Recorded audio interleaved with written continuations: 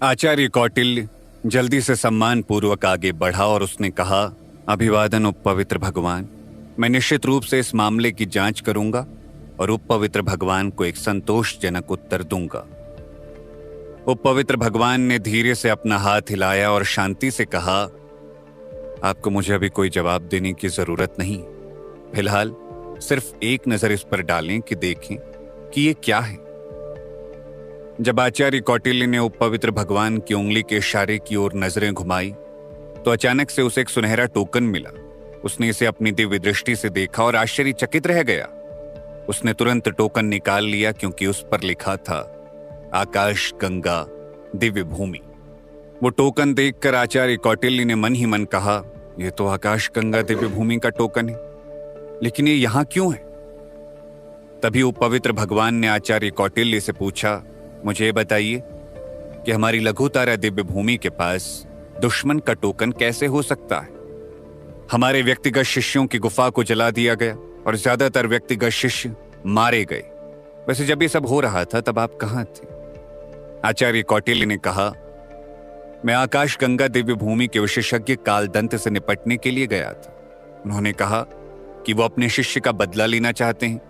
वो लोग पहले ही हमारी पवित्र भूमि के द्वार के सामने आ चुके हैं और इसे रोक कर खड़े हैं।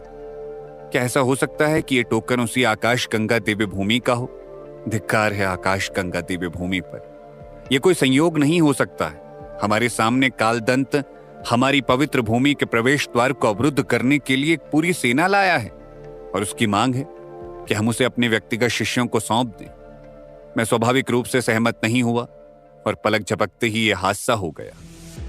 आचार्य कौटिल्य जितना अधिक बोलता गया वो उतना ही ज्यादा भड़कता गया, क्योंकि इसका मतलब था कि आकाश गंगा दिव्य भूमि ने लघुतारा दिव्य भूमि में एक जासूस भेजा है जो बहुत ही शक्तिशाली है और हो सकता है कि यह सिर्फ एक नहीं बल्कि एक से ज्यादा है। यही सब सोचते हुए आचार्य कौटिल्य ने दांत पीस कर कहा, कोई आश्चर्य नहीं कि कालदंत इतना निडर क्यों था और बाहर प्रवेश द्वार को क्यों अवरुद्ध कर रहा था। यह हमें छलने की एक चाल थी ताकि उनका जासूस हमारी दिव्य भूमि में आकर ऐसी तबाही मचा सके। आकाश गंगा दिव्य भूमि को धिक्कार है, वो अब अपनी सीमा से आगे बढ़ रहे हैं। उस पवित्र भगवान के चेहरे पर भी उदासी छा गई और उन्होंने कहा, आकाश गंगा दिव्य भूमि ऐसा करके अपनी मौत को दावत दे रहे हैं। तभी एक और शिष्य अचानक से उड़कर आया और उसने दूर से सूचना दी, नमस्कार उपपवित्र भगवान, हमारे जल स्रोत में जहर घोल दिया गया है और कई 100 शिष्यों को जहर देकर मार दिया गया। हमें एक टोकन भी मिला है। उपपवित्र भगवान ने अपनी आंखें मूंद ली जैसे कि उन्होंने कुछ सोचा हो। फिर उन्होंने अपनी दिव्य दृष्टि से टोकन को स्कैन किया और देखा कि शिष्य के हाथ में कपड़े में लिपटा एक टोकन था। जैसा कि अपेक्षित था उस पर भी वही शब्द लिखे थे, आकाश गंगा दिव्य भूमि। ये उकसाने और बदले की भावना जगाने के लिए काफी था। उपपवित्र भगवान के चेहरे पर गुस्से के भाव और प्रबल हो गए।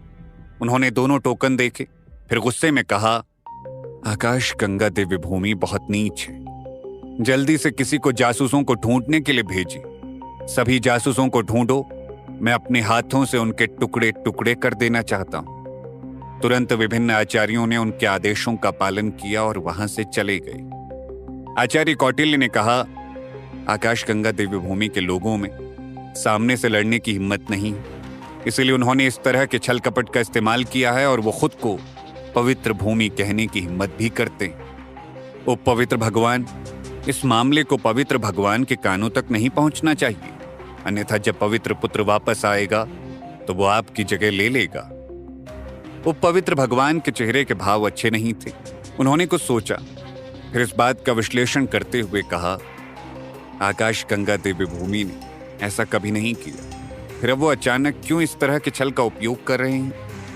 मुझे लगता है कि कुछ गलत है। वास्तव में क्या चल रहा है? आकाश गंगा दिव्य भूमि के लोग अचानक क्यों हम पर हमला कर रहे हैं? आचार्य कौटिल्य ने उपपवित्र भगवान को जल्दी से सारा माजरा समझाते हुए कहा, इसकी वजह है उपपवित्र भगवान, मैंने पहले ही इस बारे में पूछताछ कर ली। हमारे 2 बाहरी संप्रदाय के शिष्य हैं जिनकी आकाश गंगा दिव्य भूमि के शिष्यों के साथ शून्य बाजार में कुछ बातचीत हुई थी और फिर उन्होंने लड़ना शुरू कर दिया। हमारे 2 बाहरी संप्रदाय के शिष्य घायल हो गए और हमारे एक व्यक्तिगत शिष्य से मिले, जिसने अपनी पहचान सीनियर सुमेरु बताई। ये सीनियर सुमेरु उन दोनों को शून्य बाजार की ओर ले गया और अंत में उसने आकाश गंगा देवी भूमि के काफी लोगों को मार डाला। यही कारण है कि विशेषज्ञ कालदंत उसे ढूंढता हुआ हमारी दिव्य भूमि पर आया है। यह सुनकर वो पवित्र भगवान ने क्रोध में दहाड़ते हुए कहा, वो कालदंत हमें उकसाने की हिम्मत कर रहा है, मैं अभी जाकर उससे मिलूंगा। इतना कहकर वो पवित्र भगवान ने एक कदम उठाया और उसके शरीर से बिजलियां निकलने लगी। फिर उसके चारों ओर बिजली की 100 से अधिक ऊर्जा तरंगे बनी और उसके सर के ऊपर भी एक विशाल आंख दिखाई देने लगी। इसका मतलब यह था कि वो भी पूर्णता प्राप्त कर चुका था। बहरहाल वो पवित्र भगवान साधकों की भीड़ के सामने स्वर्गीय गड़गड़ाहट के साथ गायब हो गए। आचार्य कौटिल्य का चेहरा जम सा गया। वो जानता था कि वो पवित्र भगवान आकाश गंगा दिव्य भूमि के लोगों के साथ बात करने के लिए जा रहे हैं, इसलिए उसे अभी इसके बारे में चिंता करने की जरूरत नहीं थी। अब उसे ये पता लगाना था कि आखिर गद्दार कौन। उसने अपना हाथ बढ़ाया और तैरते हुए द्वीप से मुट्ठी भर राख उठा ली। करीब से निरीक्षण करने पर उसे कुछ भी पता नहीं चला, सब जलकर राख हो गया था। उसने उदास चेहरे के साथ कहा, यह कुछ ऐसा नहीं है जिसे साधारण लपटों द्वारा इस हद तक जलाया जा सकता है। यह एक साक्षात अग्निदेव के जैसी दिव्य क्षमता है, या शायद किसी प्रकार की जादुई कलाकृति। जाओ और समय की दिव्य मूर्ति को आमंत्रित करो। जब बुजुर्गों ने सुना तो वो सभी थोड़े चौंक गए। समय की दिव्य मूर्ति उनके दिव्य भूमि के खजानों में से एक थी। पिछले 1000 वर्षों में इसका केवल 2 बार उपयोग किया गया था और इसका उपयोग केवल पवित्र भगवान द्वारा किया गया था। अब आचार्य कौटिल्य वास्तव में समय की दिव्य मूर्ति का प्रयोग करना चाहता था, लेकिन प्रत्यक्ष शिष्यों को दुखद रूप से मरते देखने के बाद वो जानते थे कि यह आवश्यक है। तुरंत बुजुर्गों के एक समूह ने आदेश का पालन किया। इसके बाद शीघ्र ही उन्होंने अपने सामने एक उज्ज्वल चमक देखी और एक सम्मानपूर्ण गीत गूंज उठा। फिर भगवान की 300 मीटर ऊंची मूर्ति तैरती हुई बाहर आई। इस मूर्ति को एक अनजान पुण्य धातु से बनाया गया था, जिसके ऊपर पीछे से एक अर्धचंद्र लटका हुआ था। देखने में यह अत्यंत पवित्र लग रही थी और इस मूर्ति के चेहरे पर एक तेज आभा थी। जब साधकों ने प्रकाश के इस गोले को देखा तो उन सभी ने श्रद्धा के भाव प्रकट किए। प्रकाश के अंदर समय की रेत का एक दाना था। वो समय की रेत सम्राट ब्रह्मगिरी किसी रहस्यमयी जगह से लाया था, इसीलिए ये अत्यंत मूल्यवान था। जहां सबके लिए मूर्ति उनकी श्रद्धा का प्रतीक थी, वहीं आचार्य कौटिल्य इस समय की दिव्य मूर्ति से विस्मित नहीं था। उसके लिए ये एक डिवाइस था जिसे उसने केवल अपने खजाने का एक हिस्सा माना था। बहरहाल मूर्ति के वहां आते ही आचार्य कौटिल्य ने मूर्ति के टाइम बैक ट्रैक फीचर को सक्रिय करने का आदेश दे दिया। जब दैवीय मूर्ति की क्षमता और टाइम बैक ट्रैक को सक्रिय करने के लिए बुजुर्गों ने एक साथ काम किया तो तुरंत मूर्ति ने एक चमकदार रोशनी उत्सर्जित की। मूर्ति से तैरते द्वीप पर प्रकाश की किरण चमकी। फिर आकृतियों का एक समूह धीरे धीरे प्रकाश में प्रकट हुआ। ये आकृतियां वहां उपस्थित सभी साधकों की थी।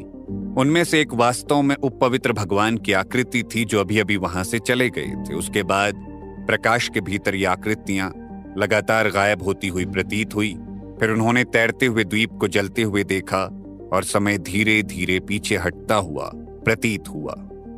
अंत में एक अपरिचित चेहरे वाला साधक अचानक प्रकट हुआ। उसने अपने हाथ में मौत के देवता की दरांती को पकड़ रखा था और एक निजी शिष्य को उनके सामने मार डाला। उसके बगल में कुछ नग्न महिला साधक भी दहशत में भाग रही थी। ये वही है। आचार्य कौटिल्य ने प्रकाश में दिख रहे दुबले साधक की ओर इशारा किया। यह शख्स कोई और नहीं बल्कि शिवा था। आचार्य कौटिल्य ने कुछ देर तक प्रकाश को देखा, लेकिन वो शिवा को पहचान नहीं पाया और उसने कहा, ऐसा लगता है जैसे मैंने उसे पहले कभी नहीं देखा।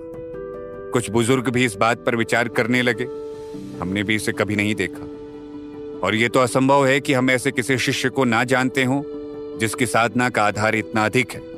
जरूर इसने हमारी दिव्य भूमि में घुसपैठ करने के बाद ही अपने काले कारनामों को अंजाम दिया होगा। यह सुनकर आचार्य कौटिल्य गुस्से में चिल्लाए, क्या तुमको लगता है कि हमारी पवित्र भूमि एक खाली बाजार है? कोई भी जब चाहे यहां आ सकता है और हमारी दिव्य भूमि को नुकसान पहुंचा सकता है। आखिर हमारे द्वारा स्थापित भव्य ऊर्जा जाल से कोई आवाज क्यों नहीं आई? तुरंत इस बात की जांच करें। यह संभव है कि हमारे ऊर्जा जाल का प्रभाव हट गया हो, लेकिन इसकी भी संभावना है कि आकाश गंगा दिव्य भूमि ने उस जासूस को कोई शक्तिशाली जादुई कलाकृतियां दी हों। उसने अभी अभी हमारे जल स्रोत में जहर घोला है। इसका मतलब वो अभी भी हमारी दिव्य भूमि में ही होना चाहिए। सभी लोग तुरंत जाओ और उसे ढूंढो। आचार्य कौटिल्य का आदेश पाकर लघुतारा दिव्य भूमि के लोगों ने खोज शुरू कर दी। असल में संपूर्ण लघुतारा दिव्य भूमि में न केवल बाहर से रक्षात्मक ऊर्जा जाल बिछाया गया था, बल्कि मुख्य पहाड़ों, द्वीपों, हॉल और निषिद्ध क्षेत्रों पर भी ऊर्जा जाल बिछाया गया था। इसलिए जैसे ही आचार्य कौटिल्य का आदेश मिला तो सबने अपने अपने रक्षात्मक ऊर्जा जालों को सक्रिय करना शुरू कर दिया और हर शिष्य के कहीं भी आने या जाने पर रोक लगा दी गई। सभी शिष्य एक जगह पर इकट्ठा हो गए और पूछताछ का इंतजार करने लगे। इस समय ऐसा लग रहा था जैसे लघुतारा दिव्य भूमि में लाखों लोग हैं, जिसकी तुलना एक विशाल शहर से की जा सकती है। हालांकि यह स्थान स्वाभाविक रूप से बहुत बड़ा था, लेकिन जो लोग जासूस की खोज कर रहे थे वो सामान्य लोग नहीं थे। वो सभी जांच करने के लिए अपनी दिव्य दृष्टि का इस्तेमाल कर रहे थे और केवल 2 या 3 दिनों में वो स्पष्ट रूप से हर कोने की जांच कर सकते थे। इस पल लघुतारा दिव्य भूमि के कोने में शिवा की भवें तन गई। उसने मुख्य चोटी को दूर से देखा और पाया कि स्वर्ण ऊर्जा जाल धीरे धीरे ऊपर उठ रहा है।